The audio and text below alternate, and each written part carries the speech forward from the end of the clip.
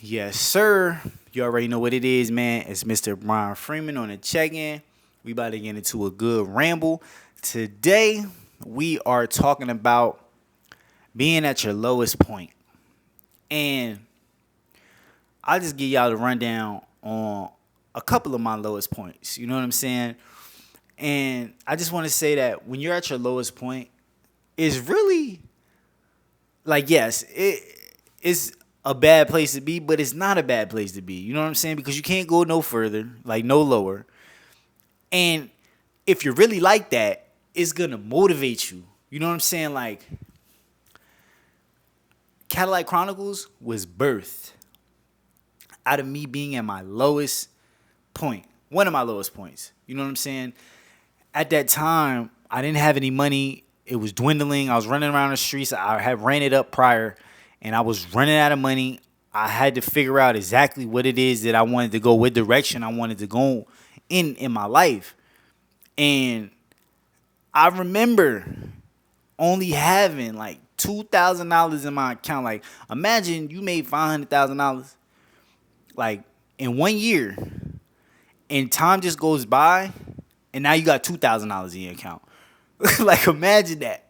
You feel? But that's what was going on right before Cadillac Chronicles had jumped off, and it was crazy because like I was still taking trips. I was going to Brazil. I was in Malaysia for like a month. You know what I'm saying? In Bali, I was still moving around trying to figure out what it is that I wanted to do. But I always had that faith though. Not to say that I wasn't scared out of my mind. You know what I'm saying? But I was for sure faithful, and I just knew that something was gonna work. I didn't know how or what exactly it was, but I had faith. And I just remember that there were nights where I just could not sleep at all because I was so anxious. Like, yo, this is all the money that I have. Like, how am I gonna pay my mortgages, my bills? Like, what am I about to do? I don't even know. And I would just be up all night thinking about it. Like, yo, what am I going to do? Right? But out of those times is when God really shows you how powerful he is when you really just trust God. You know what I'm saying? When you trust God, God is going to make a way for you, but you don't gotta know how. You know what I'm saying? You just gotta know what it is that you really want to do. And you gotta have that conviction and that power. Like, I've always had work ethic. You know what I'm saying? So like, I've done so many things that didn't work, but I still just went hard with it so that when something actually worked, I just gave it 100% and I was golden. And I could do this a million times. And that's what happened with Cadillac Chronicles. I figured out something that worked, and then I gave it all that I had. And it worked. You know what I'm saying? So I'm going to bust down another low point that I had in my life. That's actually pretty funny. But, so this universe is really like a mirror. You know what I'm saying? So one of my relationships, it was funny because I used to be really toxic. I ain't gonna hold you. This is funny. This is a very funny story, and it'll just let you know how toxic I am. No, how toxic I was. I'm not. I'm very peaceful right now.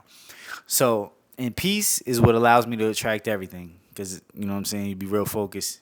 Stillness is what attracts everything. So I had this girlfriend, and we were together maybe like a month. You know what I'm saying? But I had this other girl that like I really liked her, and I liked her for a very, very long time, right? And for whatever reason, she had to get up out of her spot and ask me if she could stay at my house. So I'm like, I mean, whatever. You can stay here for 2 weeks. It's cool. So she ended up staying at my house, right? And the girl that I was actually dating, you know what I'm saying, was in a relationship with, I didn't mention it to her, you know what I'm saying? Because I thought it was, you know what I'm saying, I'd go kick it at her crib, you know what I'm saying? She wouldn't even have to come to my house, you feel me? So that worked for a little bit, you know what I'm saying, maybe a couple days.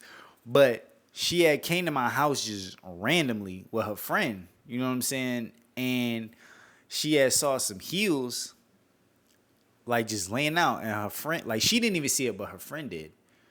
So they left or whatever. They didn't even say nothing about it. But she called me and was like, my friend saw some heels, like, whose heels are those?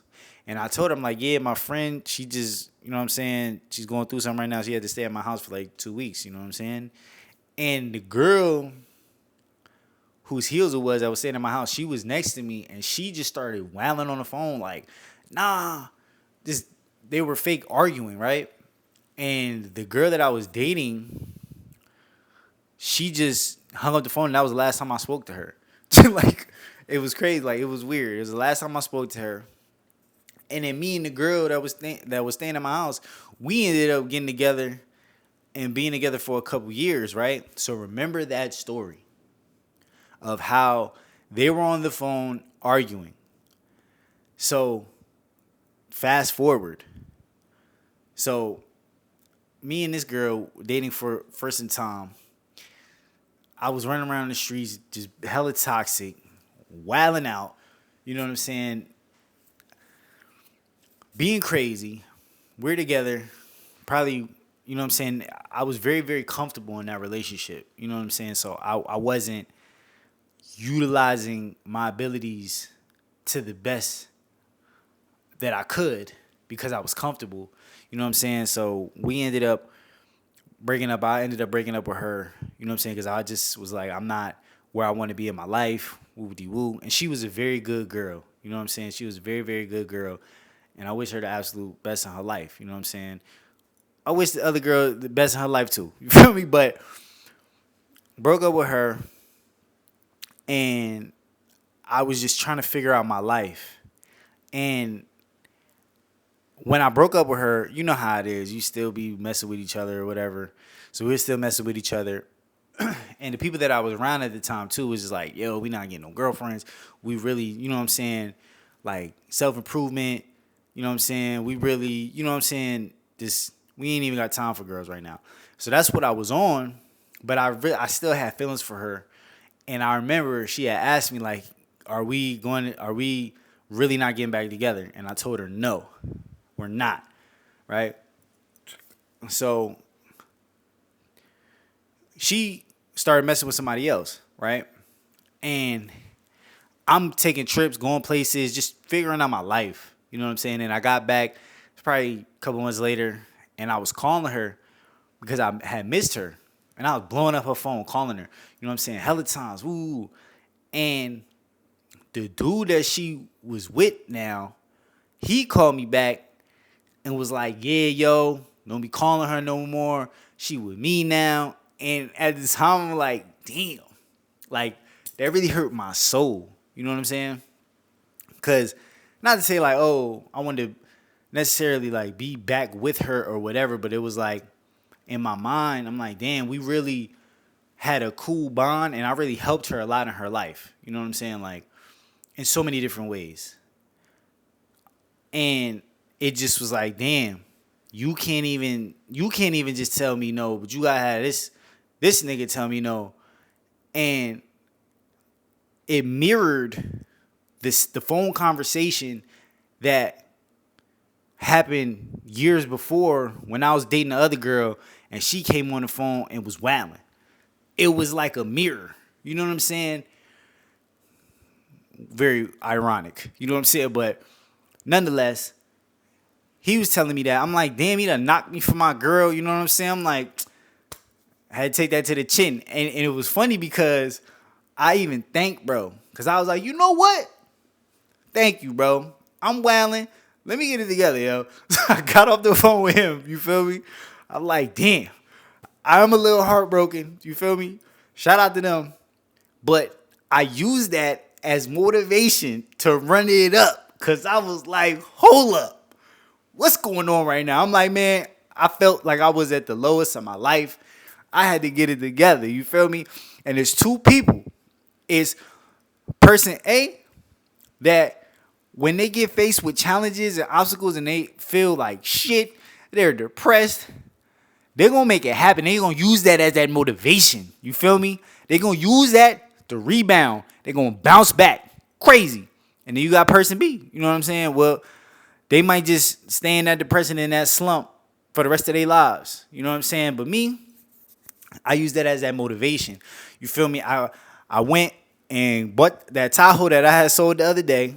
Shout out to that Tahoe. That was a good Tahoe. I made a lot of money in that Tahoe. I bought that Tahoe for what? I think I bought it for like 6,500 cash. Here you go. You know what I'm saying? Then I bought a rental property, right? Start putting it in Airbnb, putting it on Airbnb. I renovated this spot that I'm in right now. While I was living over there in the basement, I was put it out on Airbnb while I was living in the basement. Renovated this spot. I was running around. I was still running around the streets. I ain't gonna hold you. I was running it up crazy. We was running it up. You know what I'm saying? And yeah, like I was traveling the world. That was a very good time. But I used that as motive. Like I used that situation of dude knocking me for old girl. I used it as that motivation. Like it, and it's crazy. And I just say this now that even now, right? That it impacted me in such a way that, like, when I be going to Lifetime, right, I might see them a couple times, and when I first saw them, it made me feel some type of way. Like at first, I'm like, damn, you know what I'm saying? That's crazy. But then I thought about it, and I'm like, hold up. When I see them, it reminds me of where I was in my past and how far I've come. And once I realized that, I ain't never seen them again. Like, it was crazy, yo. Like, real talk. But yeah, man, like, being at your lowest, you really got to look at it as a way to bounce back. Like, imagine like a slingshot, right? A slingshot, you got to pull it. You got to go backwards. You know what I'm saying? But as you're getting pulled backwards, when you let go and give it to God, now you're flying. You know what I'm saying? Crazy going forward. So it's like, yo, if you're in your lowest point right now, yo, just keep going. Just give it to God. Keep going. Stop thinking about how. Just keep going. Because once you get through that, your whole life changes. Never give up. Like, that's the thing. It's like never giving up, man. For real, for real. Never giving up, because so many people will go through hardships and then they'll just give up. When if they would have just kept going, God would have blessed them. Because it's like God is going to test you. He's going to put you through things to make sure that you really deserve what it is you want. You deserve it. You really want it. And you got to push through. You know what I'm saying? Like, you got to break through like a bird in the egg, right? When birds are in the egg, they have to break through the egg if they want to be born and actually live, right? So that's the same thing with us when we're going through things. We have to break through. We actually have to break it. You know what I'm saying? And when I say break it, it's like you just have to keep going. And that's what we're talking about today, man. Just keep going. Even when you think everything is going to shit, you know what I'm saying? You can't even go no more. Nah, bro. Keep going, bruh. Because you're going to get through it. And you're going to be so glad that you did, that you never gave up. Like Cadillac Chronicles is really a testament of me just never giving up, bro. Real talk. Yo, last 90 days, we did almost 300 million views. In 90 days. That's a lot of views. I don't know anybody doing that. You feel me? And this is just from my work ethic. It's from God. And it's from me not giving up. And my team. You know what I'm saying? Shout out to my team, for sure.